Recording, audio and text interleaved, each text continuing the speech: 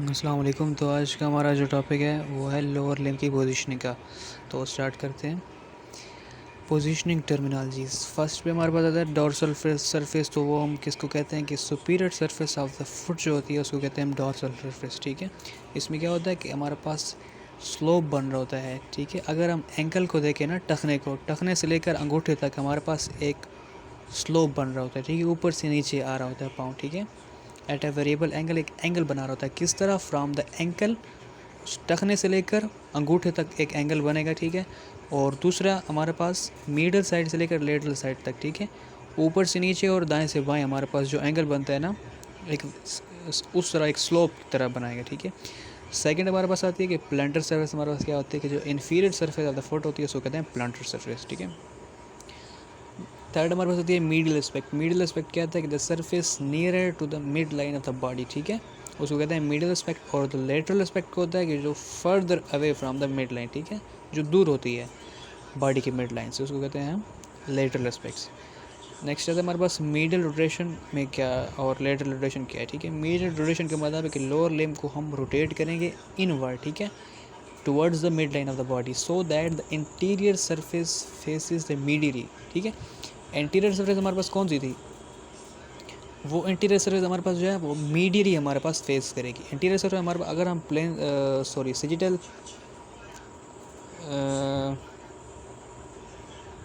उसमें खड़े हो ना, एनाटॉमिकल पोजीशन में। ठीक है, तो एनाटॉमिकल पोजीशन में हमारे पास एंटीरियर सरफेस हमारे पास जो फुट क्या दी है ना, वो हमारे पास मीडियल साइड पे रोटेट करेंगे। ठीक है, तो उसको कहें मीडियल रोटेशन कहेंगे। ठीक है, this will produce the internal rotation of the hip joint. ठीक है, तो साथ साथ हमारे पास जब हम अपने पाँव को अंदर की तरफ mid towards the mid line हम रोटेट करेंगे तो हमारे पास लाजमी सी बात है कि हिप जॉइंट की भी इंटरनल रोटेशन होगी। ठीक है, without it can't be possible.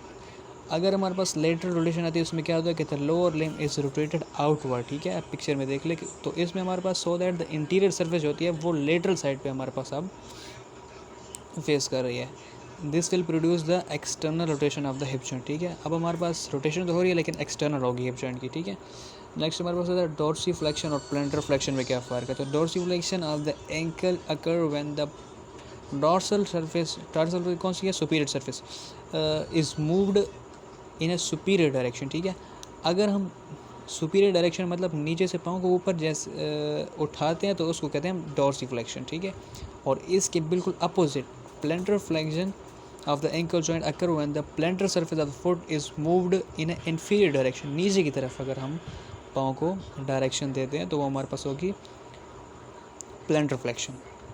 आगे आता है हमारे पास इन्वर्जन। कौन सी है? तो eversion. Inversion of the foot occur when the plantar surface, plantar कौन सी है? जो इन्फीरियर सरफेस है। ठीक है, surface of the foot is turn to face medially. मतलब इन्फीरियर सरफेस जो है हमारे पास, जो सोल वाली सरफेस है, वो अगर हम मीडियल, उसका फेस जो है वो मीडियल साइड पे हो। ठीक है, विद द लिम्स एक्सटेंडेड, अगर हमारे पाँव बिल्कुल एक्सटेंड हो। ठीक है, तो उसको कहते हैं हम इन्वर्जन। और इवर्जन क्या होता है? Eversion of the foot occur when the plantar surface, inferior surface की बात हो रही है, of the foot is turn face laterally with the limb extended. हमारे पास टांगें बिल्कुल सीधी होंगी, एक्सटेंडेड पोजीशन में होंगी। अगर तो उसका इन्फीरियर पार्ट जो है, प्लांटर पार्ट जो है, सोल वाला पार्ट, अगर तो वो हमारे पास मीडियली फेस कर रहा है। ठीक है, टुवर्ड्स द मीडियल उसका सोल हमारे पास है तो वो हमारे पास इन्वर्जन होगी, और अगर हमारे पास लेटरल साइड पे तो हमारे पास इवर्जन होगी। नेक्स्ट हमारे पास होता है कि flexion of the knee joint किस तरह होती है। ठीक है, फ्लेक्शन या पिक्चर में आपको दिख रहा होगा कि ये हमारे पास फ्लेक्शन हुई है। ठीक है, एक पाँव एक्सटेंड है, एक हमारे पास फ्लेक्स है। ठीक है, दो हमारे पास पाँव के अंदर, फुट के अंदर हमारे पास बोन होती है ना, लेग के अंदर। ठीक है, सॉरी फुट के नहीं, लेग के अंदर एक हमारे पास होती है टिबिया, एक हमारे पास फिबुला होती है। ठीक है, फिबुला जो होती है वो थोड़ी सी थिक होती है और टिबिया हमारे पास जो है वो थिन होती है। टिबिया हमारे पास lateral side of the leg होगी और जो फिबुला होती है वो middle side of the leg होती है। तो क्या कह रहा है कि the degree of the flexion, अब ये एक टांग हमने फ्लेक्स की है, एक हमारे पास एक्सटेंड है, तो कहता है कि degree of the flexion of the knee joint relates to the angle. ठीक है, जब हमारे पास फ्लेक्शन करेंगे तो एंगल बनेगा किसके दरमियान? Between the axis of the tibia. Tibia अब हमारे पास कौन सी है? वो हमारे पास लेटरल साइड वाली जो बोन है ना, वो हमारे पास टिबिया है।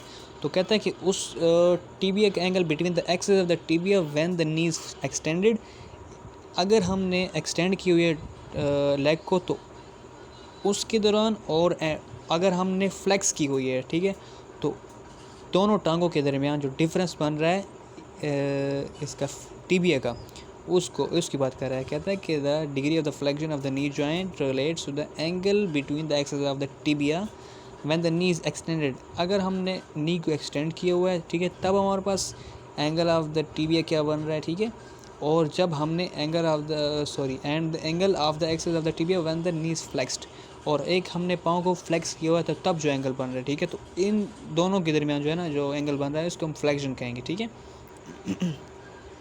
बेसिक प्रोजेक्शन जो हमारे पास आती है डॉर्सिप्लेंटर की, हमारे पास कहता है कि इसमें हम it is a common practice of obtain two projection, ठीक है, इसमें हम दो प्रोजेक्शन लेते हैं, ठीक है।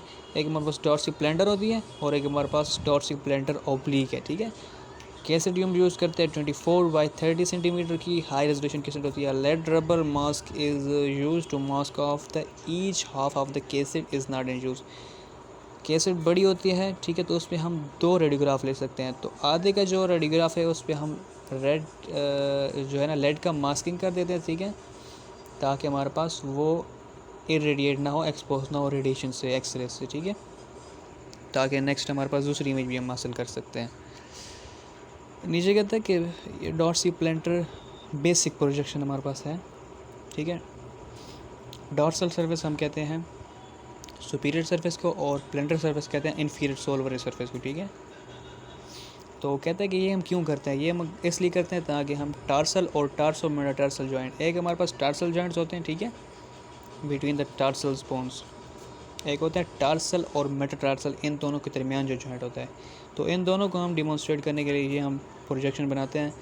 इसमें क्या करते हैं कि फुट को हम एक्सरे कैसेट के ऊपर बिल्कुल सीधा फ्लैट रख देंगे, ठीक है, और एक्सरे ट्यूब को 15 डिग्री का एंगल देंगे टुवर्ड्स द क्रेनियम, ठीक है, क्रेनियली। या तो हम एक्सरे ट्यूब को अगर हम एंगल नहीं दे सकते तो फिर हम क्या करेंगे कि फुट के नीचे 15 डिग्री नॉन ओपेक पैड रखेंगे, ठीक है, ताकि हमारे पास फुट को 15 डिग्री का एंगल मिल जाए, ठीक है। ये हम क्यों करते हैं, इसलिए करते हैं ताकि ये कुछ एंगल बन जाए। एंगल हम क्यों बनाते हैं, इसलिए बनाते हैं क्योंकि पाँव की सरफेस बिल्कुल फ्लैट नहीं होती कि वो एक्सरे कैसेट के साथ इमेज रिसेप्टर के साथ अगर कांटेक्ट में हो तो हमारे पास बिल्कुल फ्लैट नहीं होता। उंगलियां पाँव की, अंगूठे और जो हमारे पास पीछे एड़ी है, ये तो बिल्कुल सीधी इंटैक्ट में होंगी, लेकिन जो दरमियान वाली सरफेस है वो हमारे पास थोड़ी सी कर्व होती है, ठीक है। तो उस कर्व, देखो कोई भी चीज़ है तो वो हमारे पास अपना एक अक्स छोड़ती है, साया छोड़ती है, जब उस पर हम लाइट लगाते हैं ना, तो ये हमारे पास शेडो देगी, ओवर शेडिंग देगी रेडियोग्राफ के ऊपर। अगर हम इसको एंगल नहीं देंगे, हम एंगल जब देते हैं ना तो वो हमारे पास जो शेडिंग होती है वो हमारे पास कम हो जाती है, ठीक है। Regulation compensates for the inclination of the longitudinal arcs and reduces the overshadowing of the tarsal bone, ठीक है। टार्सल बोन जो होती हैं वो हमारे पास कुछ शेडो बना देती हैं, उस शेडो को हम ओवरकम करने के लिए, रिड्यूस करने के लिए हम जो उसको एंगल देंगे, ठीक है। अब नेक्स्ट है positioning of the patient on the cassette की, किस तरह हम कैसेट के ऊपर पोजीशनिंग करेंगे। The patient is seated on X-ray table, X-ray table के ऊपर उसको हम बिठाएंगे, supported if the necessary with affected hip and the knee joint, ठीक है, उसको सपोर्ट देंगे अगर ज़रूरी है तो। कहता है कि द प्लेंटर सर्फेस कौन सी होती है हमारे पास, जो है इन्फीरियर सर्फेस है, ठीक है। The plantar aspects of the affected foot is placed on the cassette, ठीक है, कैसेट के कंटेक्ट में होगी, and the lower leg is supported in the vertical position by the other knee, और हमारे पास जो दूसरी नी है वो इसको सपोर्ट करी होगी अफेक्टेड वाली लेग को, ठीक है। Alternatively the cassette can be raised on a 15 degree form pad of the each for ease of the positioning, ठीक है। 15 डिग्री का रेड नॉन ओपेक पैड भी हम यूज़ करते हैं, ठीक है। डायरेक्शन हम किस जगह पर बनाएंगे, ठीक है। डायरेक्शन बनाने के लिए हमें पहले बोन्स का पता होना चाहिए कि हमारे पास कौन सी बोन्स किधर है, कौन सी किधर है, ठीक है। तो the central ray is directed over the cuboid navicular joint, ठीक है। क्यूबॉइड हमारे पास जो बोन होती है वो हमारे पास लेटरल साइड पे प्रेजेंट है, नेविकुलर बॉन्ड हमारे पास जो है वो हमारे पास मिडिल साइड पे प्रेजेंट है। इन दोनों का जिधर जॉइंट बनेगा क्यूबॉइडो नेविकुलर जॉइंट, ठीक है, उस जगह पर हम इसकी करेंगे सेंटरिंग, ठीक है। कहता है कि midway between the palpable navicular tuberosity, ठीक है, and the tuberosity of the fifth metacarpal. इसकी आप बात गौर से सुनिएगा कि हमारे पास एक जो उसके दरमियान, किसके दरमियान, पल्पेबल नेविकुलर ट्यूबरसिटी, नेविकुलर बोन की हमारे पास ट्यूबरसिटी जो है वो मीडियल साइड पे होगी, ठीक है, and the tuberosity of the fifth metacarpal की ट्यूबरसिटी जो है वो लेटरल साइड पे होगी। तो इन दोनों के मिड वे पे जो जॉइंट बनता है वो क्यूबॉइड नेविकुलर जॉइंट ही होता है, ठीक है। तो उस जगह पर हम इसकी सेंटरिंग करेंगे। The x ray tube is angle 15 degree, या तो हम 15 डिग्री एंगल देंगे इसको क्रिनल को, या हम नीचे पैड रख के हमारे पास फुट को 15 डिग्री एंगल देंगे। The x ray tube is vertical, ऊपर से नीचे हमारे पास वर्टिकल रेज आएंगी। When the cassette is raised आना 15 डिग्री पैड। एसेंशियल करेक्टरिस्टिक हमारे पास कौन सा हो जाएगा, टार्सल और मेटाटार्सल जॉइंट जो है हमारे पास इसमें अंदर विजुलाइज होंगी, डिमॉन्स्ट्रेट करेंगे। और द केवीपी जो हम उसको है वो हम लो यूज़ करेंगे, ठीक है। The kVp selected should be reduce the difference in the subject contrast between the thickness of the toes and the tarsals to give a uniform radiographic contrast over the range of the foot densities, ठीक है। कहता है कि wedge filter can be use to compensate for the difference in the tissue thickness, ठीक है। अब हम एक वेज फिल्टर भी लगा सकते हैं, ठीक है, किस लिए, इनके डिफरेंस को और थिकनेस के लिए, सही है। अगर तो हम रेडियोग्राफ पर हाई केवीपी यूज़ करते हैं तो फिर सिर्फ और सिर्फ हमें बोन्स नज़र आएंगी, और अगर हम लो केवीपी यूज़ करते हैं तो फिर हमारे पास साथ साथ टिश्यूज़ भी नज़र आएंगे। तो बेहतर यह है कि हम लो केवीपी यूज़ करते हैं, ठीक है। नेक्स्ट है the dorsiplantar oblique. This projection allow the alignment of the metatarsals with the distal row of the tarsus and to be assessed position of the patient case, ठीक है। From the basic dorsoplantar position, the affected limb is allowed to lean medially, ठीक है, to bring the plantar surface of the foot approximately 30 to 45 degree to the case, ठीक है। हम foot को एक angle देंगे 30 to 45 डिग्री का और मीडियली रोटेट करेंगे, ठीक है। Non opaque angle pad is placed under the foot to maintain the position with the opposite limb acting as a support, ठीक है। इसको एक तो सपोर्ट भी देगी और दूसरा हमारे पास एंगल भी देगी, ये नॉन ओपैक वाली जो कैसेट है, ठीक है। हम ओब्लिक बना रहे हैं ना, तो कहता है कि डायरेक्शन और सेंटरिंग हम इसकी किधर करेंगे, तो vertical central axis over the cuboid navicular joint, same हमारे पास वही पोजीशनिंग है। और एसेंशियल हमारे पास इमेज करेक्टरिस्टिक क्या है कि हमारे पास जो KVP selected should be reduce the difference in the, वही सेम बात है कि केवीपी हम जो है वो कम यूज़ करेंगे, और वेज फिल्टर भी हम यूज़ कर सकते हैं, ठीक है। और dorsiplantar oblique should be demonstrate the inner intertarsals and the tarsometatarsal joint, ठीक है। ये हम डॉर्सिप्लांटर ओब्लिक हम क्यों यूज़ करते हैं, इसलिए यूज़ करते हैं ताकि हमारे पास जो टार्सल के जो आपस में हमारे पास जो जॉइंट बनते हैं, ठीक है, इंटरटार्सल जॉइंट्स और टार्सो मेटाटार्सल जॉइंट, ठीक है, टार्सल बोन्स और मेटाटार्सल बोन के दरमियान जो जॉइंट बनते हैं इनको हम डिमॉन्स्ट्रेट करते हैं इसमें, ठीक है। और वो किसके लिए था, सिर्फ डॉर्सिप्लांटर, वो सिर्फ और सिर्फ टार्सल और मेटाटार्सल के लिए था, ठीक है। ये भी तकरीबन सेम ही है। Note for the non abundant for the non-ambulant wheelchair bound patient, the casein may be placed on a pad or a stool directly in contact with the plantar aspect of the foot। कहते हैं कि अगर एक बंदा wheel chair पर है, इस काबिल नहीं है कि उसको व्हील चेयर से हम टेबल पे बैठा सकें, तो डायरेक्टली उसके पाँव के नीचे ही हम कैसेट प्लेस कर देते हैं, ठीक है। अब कहते हैं कि रेडियोलॉजिकल कंसंट्रेशन हमारे पास क्या है, कहते हैं there are the numerous possible accessory ossicles in the foot and around the ankles, ठीक है। हमारे पास एंकल और फुट के करीब बहुत सारे हमारे पास ऑसिकल्स, एसेसरी ऑसिकल जो हैं वो प्रेजेंट हो सकते हैं, ठीक है। Just as that of the wrist, जैसे कि हमारे पास रिस्ट में होते हैं। These may give rise to confusion with the small eversion injuries, ठीक है। अब जब इसका रेडियोग्राफ लेते हैं तो हम कंफ्यूज हो सकते हैं कि ये हमारे पास या तो एसेसरी ऑसिकल्स हैं या इंजरीज़ हैं, ठीक है, छोटे छोटे फ्रैक्चर हुई है, एवल्जन्स हुई हैं, ठीक है। तो इन डिफरेंस को हम कैसे दूर करेंगे, the base of the fifth metatarsals, ठीक है, ये पिक्चर में दिखाया गया है, यहाँ पर ये बेस देख लें आप। यहाँ पर हमारे पास ये बेस है ना, तो कहता है कि the base of the fifth metatarsals ossifies from the accessory ossification of the center, which is oriented parallel to the long axis of the bone. This should be not confused with a fracture, which usually runs transversely. ठीक है, fracture जो होगा हमारे पास वो transversely होगा। ठीक है, ये जो दिखाया गया है राइट इमेज में, और जो हमारे पास ऑसिकल्स होंगे वो हमारे पास जो है वो दिखाया गया है ये फर्स्ट इमेज में। ऑसिकल्स हमारे पास वर्टिकल होंगे और जो फ्रैक्चर होगा वो हमारे पास ट्रांसवर्सली होगा।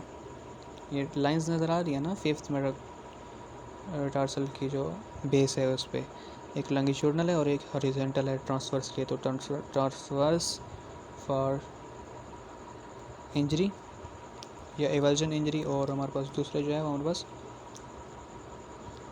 वो है ऑसिकल्स के लिए। If necessary ossicle centre is not parallel to the metatarsal. ठीक है, अगर पैरेलल नहीं है, ठीक है, then this may be due to the an avulsion injury. ठीक है, अगर तो पैरेलल नहीं है, ठीक है, it is accessory ossicle centre is not parallel to the metatarsal. Metatarsal के अगर पैरेलल नहीं है तो ये हमारे पास इंजरी होगी। ठीक है,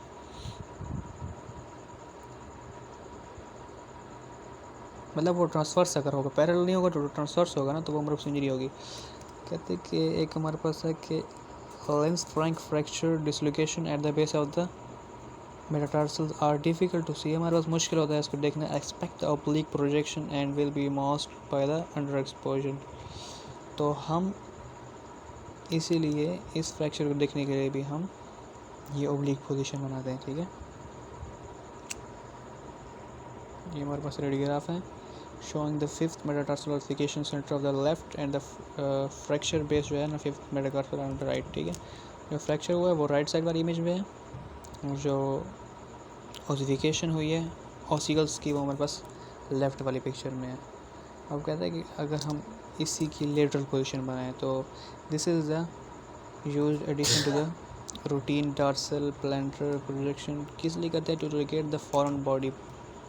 बाहर से अगर कुछ चुभ गया इंसान की बॉडी में या कुछ भी फुट में हो गया तो हमारे पास लेटरल पोजीशन में हमारे पास अच्छी तरीके से विजुलाइज होगा।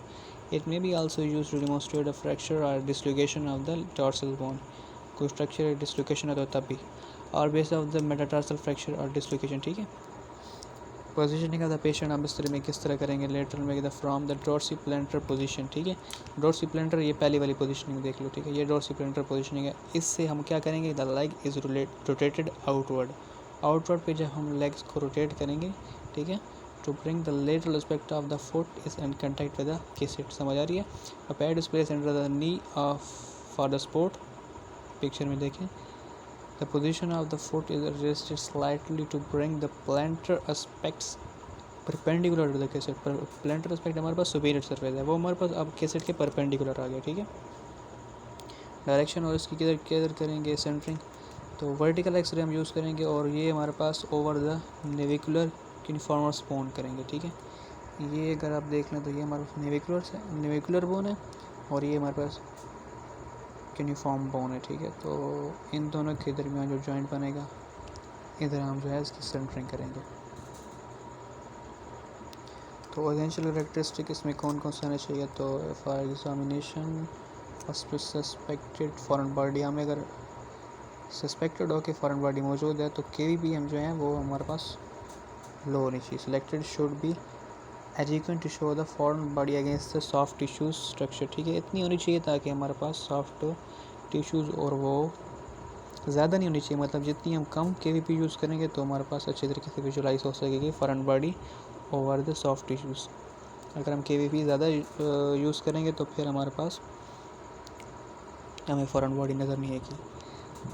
अब हम ले रहे हैं लेटरल बेसिक हेलिक्स का। हेलिक्स हम कहते हैं अंगूठे को भी, ठीक है, टो को। ठीक है, position of the patient at cassette हम किस तरह बनाएंगे कि from the dorsi plantar position, superior वाले डॉर्सी होती है वही समझ रहे हैं तो PA के यूज़ कर रहे हैं। ठीक है, for the foot is foot जो है उसको रोटेट करेंगे मीडियल साइड पे। ठीक है, until the medial aspect of the helix is in contact with the cassette. ठीक है, अब जो हेलिक्स के जो मीडियल है ना वो कांटेक्ट करना चाहिए कैसेट के साथ, ठीक है। अंगूठे का जो मीडियल एस्पेक्ट है वो डायरेक्टली हमारे पास in contact with the cassette होना चाहिए। Bandage is placed around the remaining toes, ठीक है। बाकी जितनी भी हमारे पास उंगलियां बचेंगी उस पर हम एक पट्टी लगा लेंगे। किस लिए लगाएंगे? To avoid that no injury is suspected, ठीक है। And they are generally pulled forward for the patient to clear helix, ठीक है। उनको हम साइड पे कर लेंगे ताकि हमारे पास सिर्फ और सिर्फ हेलिक्स का अच्छी तरीके से रेडियोग्राफ आ सके। फॉरवर्ड की तरफ उनको पुश करेंगे, ठीक है। अल्टरनेटिवली दे में बी पुल्ड बैकवर्ड, या हम फॉरवर्ड भी कर सकते हैं और बैकवर्ड भी कर सकते हैं। This is for the metatarsal phalangeal joint more clearly, ठीक है। तो जब हम उसमें डिमॉन्स्ट्रेट कर सकते हैं। लेटरल बेसिक हेलिक्स में फिर क्या कि डायरेक्शन और सेंटरिंग किधर होगी? The vertical X-ray is centred over the first metatarsophalangeal joint, ठीक है। फेलिंग्स और मेटाटार्सल्स के दरमियान जो फर्स्ट है ना अंगूठे और उसके दरमियान हमारे पास जो है ये सेंटरिंग करेंगे। Thank you.